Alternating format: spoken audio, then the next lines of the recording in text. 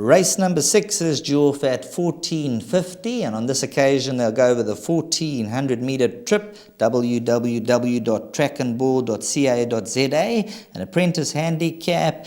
And when you look at the betting, number 2, Purple and Kanyezi, Carl Stradham gets a chance on the Oratorio from the Garth Puller stable, and she's really hit a winning vein of form. She's turned the corner, a new lease of life. She's gone back-to-back with the blinkers in recent starts. And when you look at her poly form, all her wins have come on the poly. She absolutely loves Greybull, all 3 wins at the circuit. From the 2 gate, she's going to get the run of the race. If you look at her last 2 outings, she's been drawn out wide, but she's really quickened up and turned it on that last 200 to finish. So perhaps number 2, Purple and Kanyezi, can reel off the hat trick. Of course, she has gone up in the ratings, and we're going to just about see how good Purple and Kanyezi is going to be on the day. The 1400 metre trip, no problem, because she can really quicken up really well at the business end, and Carl Stradham will just be giving her a chance at the rail.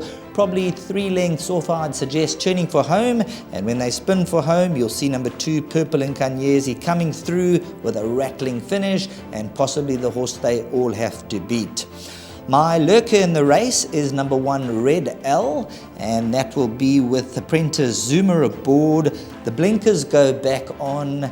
That last run, I think she just needed it. That was over the 1600 metre trip after a lengthy absence, and this 1400 from the 1 draw, I think the apprentice is going to use the 4 kgs, allow her to stride freely.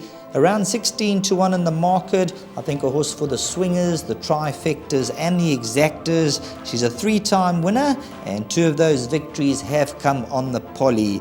She does drop to the 1400, which is a slight concern. The last one was over 1600, and her previous runs, the 1800 and the 2000 metre trip. So 1400, if it's not too sharp for her, I think number 1, Red L, 2, Purple and Kanyezi, who's currently at 16 to 10, and Red L around 14 and 16 to 1. Some swingers, trifectas and exactors there.